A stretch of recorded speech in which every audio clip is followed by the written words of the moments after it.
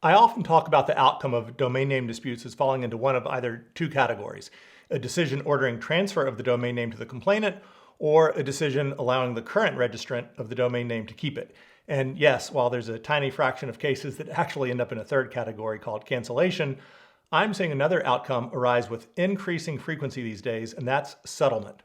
Now, I don't think any of my trademark clients file a complaint under the UDRP, the Uniform Domain Name Dispute Resolution Policy, or any other policy expecting to settle the case, but it's always a possibility that should be considered if and when the opportunity presents itself. Now, as I've said before, I think there are three reasons why a trademark owner might consider settling a UDRP case, and they relate to certainty, speed, and finances, each of which I'll talk about in detail in just a minute. But first, what is settlement in the context of a domain name dispute, and when would it arise? Now, the UDRP policy itself doesn't say anything about settling a domain name dispute, but the rules include an entire section on the topic titled Settlement or Other Grounds for Termination. And it includes a very detailed 7-step process that everyone involved in a dispute must follow if the parties agree to settle, including the complainant or trademark owner, the respondent or domain name registrant, the dispute provider, and the registrar. And these details were created when the rules were revised in 2015. Before then, the process for resolving a UDRP proceeding was much less clear. Now, in general, the rules require the parties to first suspend the proceeding and then submit the provider's standard settlement form. As the rules make clear, this form is not intended to be an agreement itself, but only to summarize the essential terms of the parties' separate settlement agreement. The standard settlement forms used by the various providers are very short and basic. And although there's nothing that prevents the parties from entering into other terms and conditions, in my experience, most settlements are confined to two simple issues: transfer of the domain name and termination of the UDRP proceeding. Yes, I've had clients, both trademark owners and domain name registrants, settle UDRP cases with agreements that include various terms, such as phase-out periods, payments, warranties and representations about other domain names, covenants to take or not take other actions in the future, but those are unusual. So, getting back to my original point, why would a trademark owner that has gone to the time and expense to file a UDRP complaint decide to settle it? Here are the three reasons I usually encounter.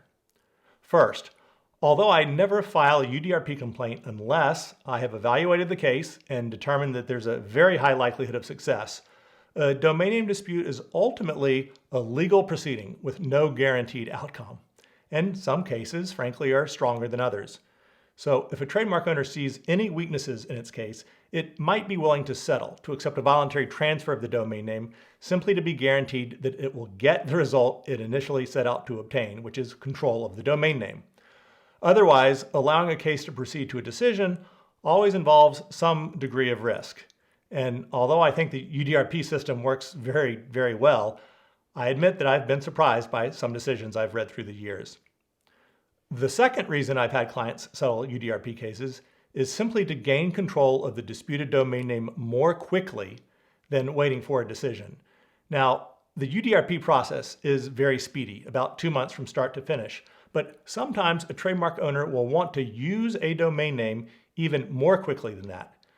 Under the rules, a registrar is required to remove the lock on a disputed domain name within 2 business days of being notified by the service provider about a settlement. So it's easy to see how much more quickly a domain name can be transferred pursuant to a settlement as opposed to a decision. And finally, the third reason some of my clients choose to settle a UDRP case simply relates to money, at least for cases filed at WIPO, the World Intellectual Property Organization, which is the most active of the 6 ICANN-approved UDRP service providers. At WIPO, if the parties settle a UDRP dispute before the panel has been appointed, then WIPO will issue a partial refund of the filing fee, typically $1,000 of the $1,500 fee that applies in most cases.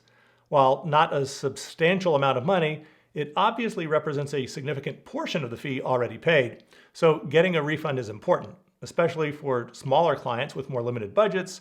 And also sometimes larger clients see the refund as something they can apply to their next domain name dispute, especially because bigger trademark owners often encounter cyber squatters frequently and end up filing many complaints.